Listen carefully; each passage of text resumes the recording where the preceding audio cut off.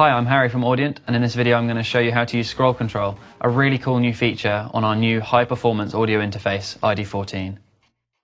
So ScrollControl turns ID14's volume encoder into a virtual scroll wheel. This lets you change plugin parameters, as well as other features in your DAW session. This is great for giving you hands-on control, like you're using a piece of hardware, and lets you get really creative with automation and other features in your mix. So now I'm going to show you a couple of examples on how you can use ScrollControl to get some really creative results. Here's a track I want to add a bit of automation to.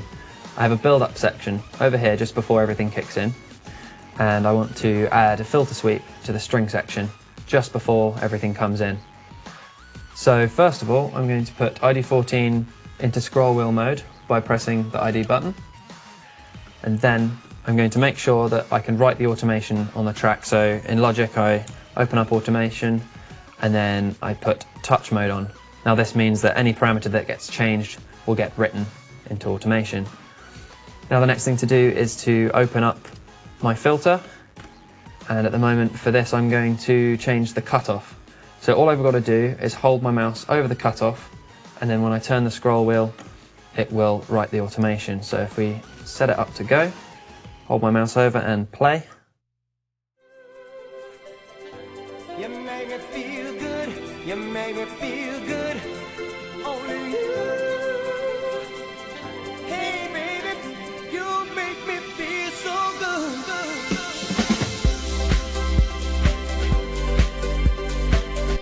Now if we open automation, you can see here we have a bit going on there, but actually I want it to be a bit more of a filter sweep than that, so I can go back and just as easily re-record over my automation.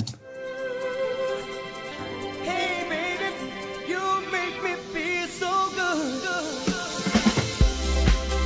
And there we go.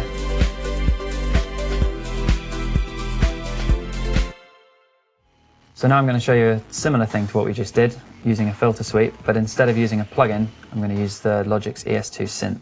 So if we open that up, this is the parameter we want to change. Let's again first make sure that we're in touch mode. Make sure playback's at the beginning, hover over, and let's go.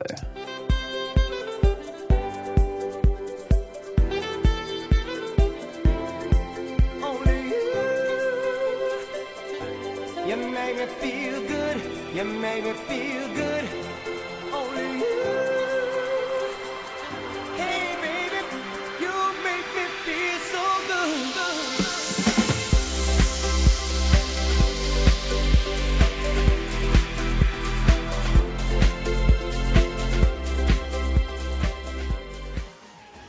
And there we go, you can see that that's more than just a straight line drawn with a mouse, and it took hardly any time at all to get a really nice sounding shape.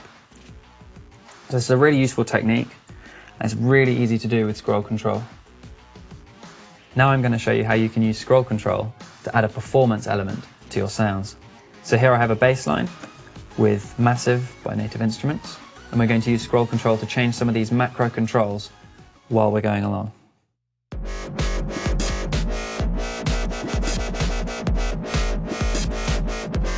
If I want to change another one, I just move across onto another control.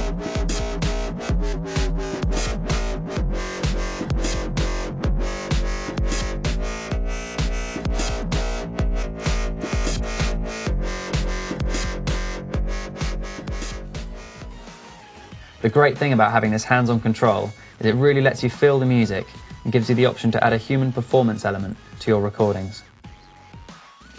Now I'm going to show you a typical mixing technique where we ride the level of the vocals. Using ScrollControl in this way really lets you feel the dynamic of the vocals and enables you to quickly achieve the results you want in a more organic way. So here we have a sample from Emily Denton, and let's try automating that now. Can you picture us on a beach in the sun, playing by the sea?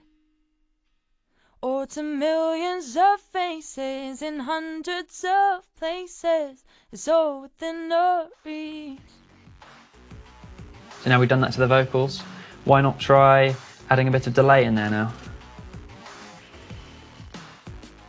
Can you picture us on a beach in the sun, playing by the sea, or to millions of faces in hundreds of places. It's all within a reach. Scroll Control is compatible with any DAW or plugin which is scroll wheel enabled. So for example, right now we're in Pro Tools and we can have a play with some of the plugins in here. Here we have just a basic EQ and we can range through all the frequencies and find troublesome ones and then notch them out, which is a very cool thing you can do. We also have Waves plugins. So here we have H delay. You can alter the feedback or any of the other settings on it. Another really great thing you can do is scroll through your Twitter feed or your iTunes library. Just goes to show how versatile Scroll Control really is. I've only been able to show you a few things with ID14 Scroll Control, but there are endless possibilities to try out with all the different scroll wheel enabled elements in your DAWs and plugins. So I hope this has given you an idea of some really cool ways that you can use ID14's Scroll Control feature. For more information, please visit audience.com.